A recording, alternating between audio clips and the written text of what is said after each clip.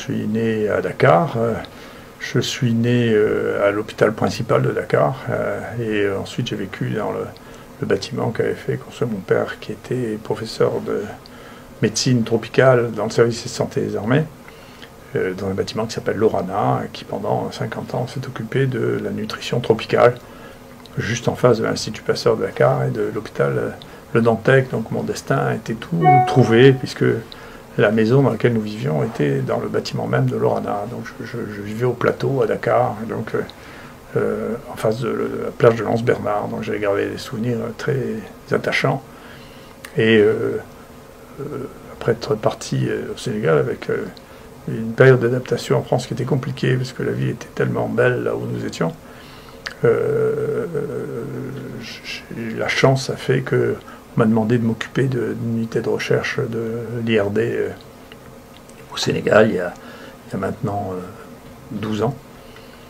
Et donc j'ai pu revenir au Sénégal et développer au Sénégal des stratégies ultra-modernes, c'est-à-dire de passer finalement par-dessus toute la microbiologie du 19e siècle et du 20e siècle pour rentrer directement dans celle du 21e siècle, c'est-à-dire le diagnostic moléculaire délocalisé avec des point of care dans les 2 villages dont nous avions la responsabilité, Dielmo et Diop. Pour pouvoir le faire fonctionner, il a fallu qu'on installe l'électricité, donc on a payé l'électricité sur nos crédits de recherche, de manière à pouvoir le faire. Je crois que d'ailleurs c'est de ça dont ils me sont le plus reconnaissants, plutôt que d'avoir installé les diagnostics directs. Et c'est d'ailleurs une leçon fascinante de voir comment l'électricité arrivant dans un village arrive à transformer complètement la vie du village, avec une économie qui commence, le moulin qui commence, et pour la première fois le mil n'était plus broyé à la main, mais avec un moulin, avec un marchand de glace qui permettait de boire au frais. Donc tout ça a changé, et a permis d'avancer dans le confort.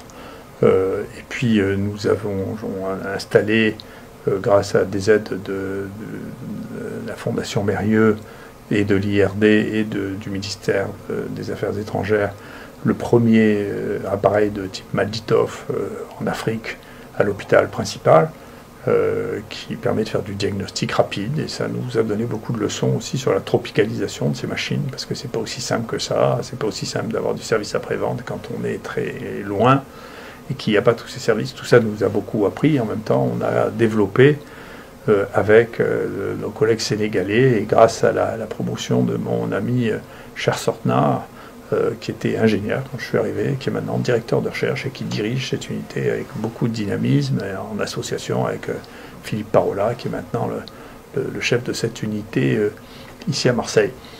Et donc on continue dans ce domaine-là, et on a mis en place des choses qui sont spécifiquement efficaces pour l'Afrique, sur la détection de nouvelles maladies qui étaient complètement inconnues, sur l'utilisation quotidien du savon pour diminuer les infections respiratoires et les diarrhées, l'utilisation en première intention de la doxycycline au lieu de l'ampicilline, compte tenu des germes que l'on trouve, avec une efficacité supérieure, qui est une vraie stratégie thérapeutique, la mise en évidence que les moustiquaires imprégnés étaient inefficaces au bout de 2 ans, alors que tout le monde pensait qu'il fallait les garder 3 ans. Donc on a eu des rechutes de paludisme dans cette zone-là, parce que les moustiquaires imprégnés avaient perdu leur insecticide ou été troués. Donc ça a amené à changer l'approche de la prévention du paludisme.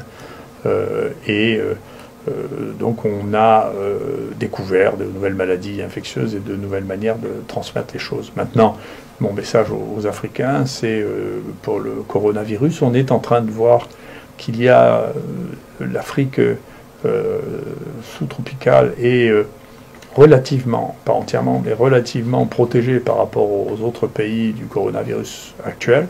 Je ne suis pas sûr que ça dure, parce que quand on regarde des études, y compris celles que nous avons fait nous au Sénégal, sur les autres coronavirus, on voit qu'ils circulent de la même manière, donc il est bien possible qu'ils circulent aussi là-bas.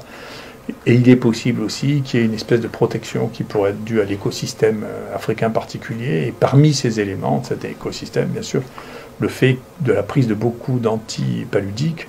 Et on sait maintenant que non seulement la chloroquine, mais presque tous les antipaludiques, on a des données au laboratoire comme ça, sont efficace sur le virus, le coronavirus. Donc il est possible que la distribution du virus actuellement soit différente en Afrique subsaharienne que ce qu'elle est en Europe.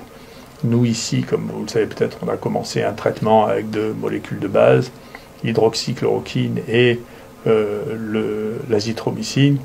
Ici, il y a eu toute une espèce de cabale un peu fantasque sur le danger de la chloroquine, l'hydroxychloroquine, mais ça fait beaucoup rire mes amis africains. Je pense que vous rirez avec moi quand on leur dit que la chloroquine est un médicament dangereux, parce que comme on a tous bouffé de la chloroquine quand on était gosse et que ça a continué pendant très longtemps, tout ça n'est pas très sérieux et donc n'est pas vraiment documenté, donc ce n'est pas sérieux.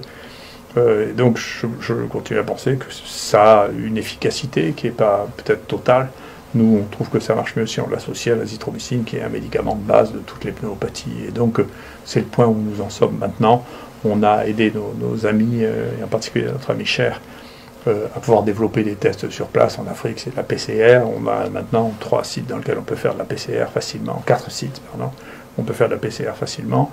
On est aussi en rapport avec mon ami Mboup, qui a développé un technopole extraordinaire et tout ce qu'on peut faire pour aider et pour faire avancer les choses et pour travailler en commun sur ce domaine sera fait parce que nous sommes liés et vous comprenez bien que j'étais étant moi-même partiellement sénégalais et je ne peux pas imaginer de ne pas me sentir concerné par les choses qui se passent, y compris dans le cadre de cette épidémie.